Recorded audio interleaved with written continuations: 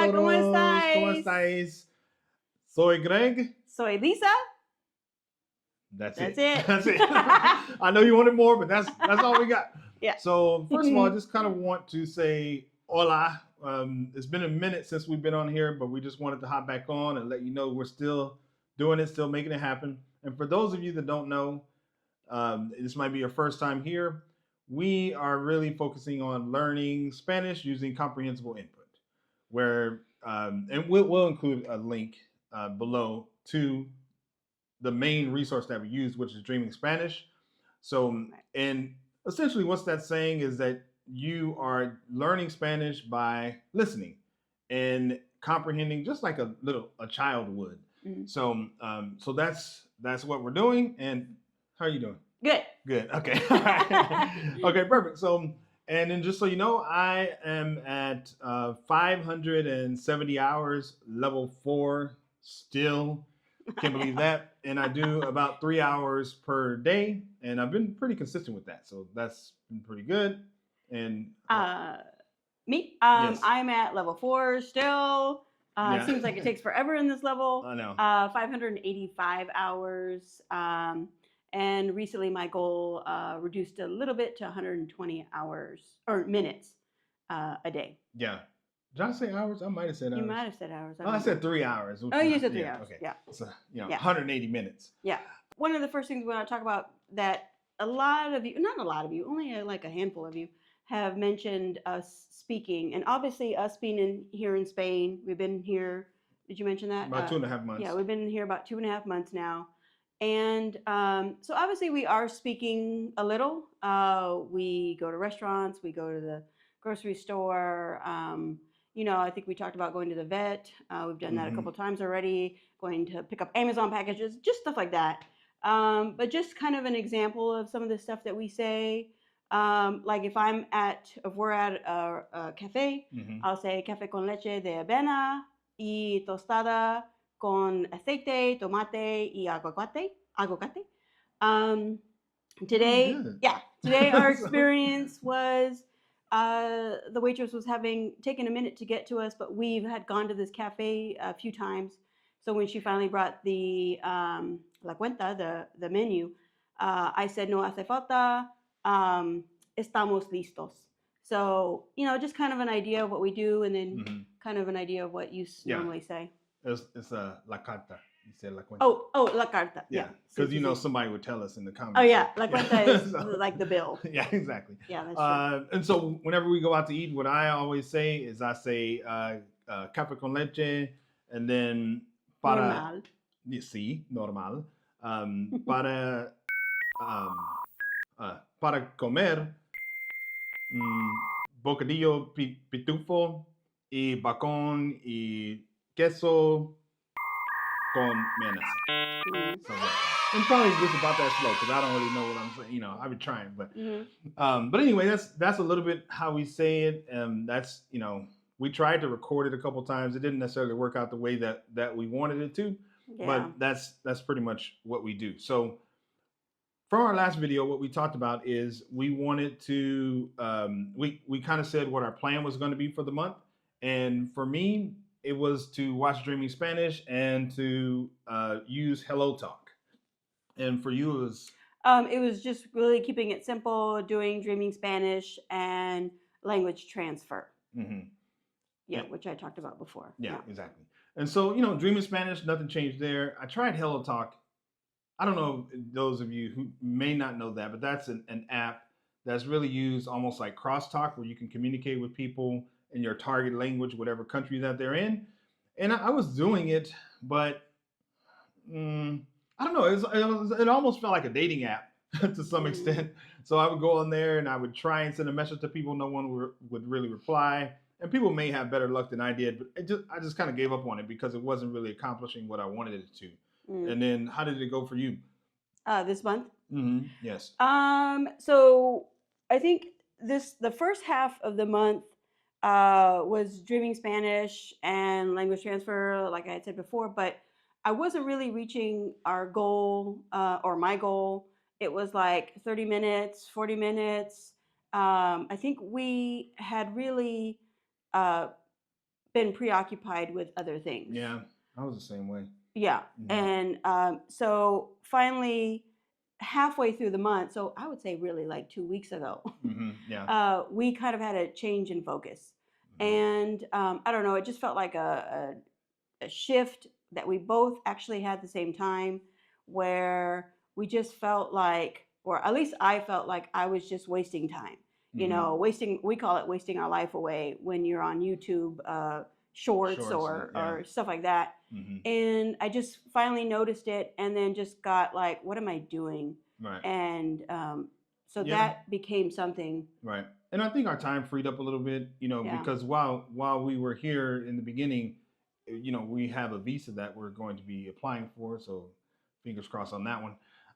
But we needed a lot of paperwork and we needed to go make copies because we, obviously don't have a printer here, and there were all these things that we Yeah. needed to do. So every day was filled with something. Yeah. So then once we submitted everything, we haven't submitted for the visa yet, but once we submitted to our lawyers all of the documentation that they needed, it was like it kind of just chilled out for a little bit. Yeah. And then I think we had a realization that, okay, so now we actually have to get an apartment and we have to go in to talk to somebody who's in a town. We're not going to go where tourists are. So they are not going to have English as their backup for us. So we just Yeah. kind of was like, oh man, we need to get serious about learning Spanish. So, and this is probably a cycle, but what happened is we were thinking, you know what, Dream of Spanish did not do what we wanted it to do. Like we should be speaking Spanish right now. So we did what always happens. We started trying to find something else. So we were YouTubing stuff, and that's probably not the right English, but anyway, we were looking up on YouTube different ways of improving our Spanish, and Yeah. and we looked up several things, but we settled on a couple of things. Yeah. And you want to I talk think about that? one of the things we found was a channel called Get Fluent in Spanish, and we liked him. We were drawn to him because he was talking. A few of his videos was talking about pronunciation and how to pronounce the P, the T, the G, the I don't know what else, G and D. Yeah. And so we kind of got into, oh yeah, we want to sound like that. We want to, you know, we want to have the accent, the native accent. And so that became important to us. So his other videos, he had another one about Spanish accent fix. And so it kind of drew us into, yeah, we want to speak, like a native, Right. sound like a native, not just, you know, pedo, like Right. really sound, we didn't want to sound like that. Right. And so that's what drew us to him. And then he had a couple of suggestions. Yeah. So we kind of looked at everything that he was doing, and there were a couple of pretty good suggestions. So one was to find a Reader's Digest that was in Espanol, and then to read one paragraph per day, go through, see all the words that you don't know, underline those words, look those words up, put them into a notebook. We bought the notebook. Yeah. Put them into a notebook, and then just do that every day. And over the course of a year, you would gain more vocabulary than all of your local native speakers. So we thought, well, that is a great idea. So we tried to get the Reader's Digest. We couldn't get it. So we went locally and bought a magazine, this one here, and we also bought a notebook. And then I think literally we bought the notebook, we walked out the store, and Greg said, should we be doing this? Yeah. And it was like, oh. Yeah. And then, we do that sometimes. We just kind of we just jump in. Yeah, we just jump in. Obviously, we're in Spain. Right. And yeah. so we just started talking as we were just literally walking home from the bookstore. The bookstore, yeah. Mm-hmm. And thought, this is not what we wanted to do. Right. Yeah. Yeah. So, I mean, and this may work perfectly well for a lot of people out there. But I just think that for us, in terms of how we are learning now, what we wanted to do, that wasn't the best thing. The other thing was an app called Pimsleur, which some of you may have heard of. And it's essentially an app that has a lot of different learning aspects of it, a lot of learning techniques. But one of them is they have a 30-minute lesson that you take every day, where you have a narrator who speaks English, and they just say, to listen to the native speaker. And then the native speaker will say, hola. And then you have to say, hola. And ¿cómo estás? ¿Cómo estás? So I think we got it originally. I got it originally. We both did. We got it originally because we were thinking we want help with our pronunciation and we wanted to get that right. Right. So that's why we originally got it, not for, well, what we ended up feeling was like we were learning the traditional way through it. Yeah. Didn't like that. So yeah, so we stopped that one too. So all of these things, and we do this like probably every 100 150 hours or so, but in the end, what we ended up doing was kind of listening to what Pablo says, that we just need to listen more. Yeah. And so that's kind of what it boiled down to. We were thinking the half an hour that we were taking to study Pimsleur and the other half hour, 45 minutes that it would take us to go through the Reader's Digest, all of those things, that's an extra hour, hour and a half a day that we could be actually listening to things that are at our level and that's in line with the comprehensible input. So we just kind of stopped right there, and that's what we're doing now. So so what we're doing now is this month coming up, I'm really just going to listen to Dreaming Spanish, also Bluey. I don't know if you heard of that, but it's like a children's cartoon. It's cute. Yeah, it's cute.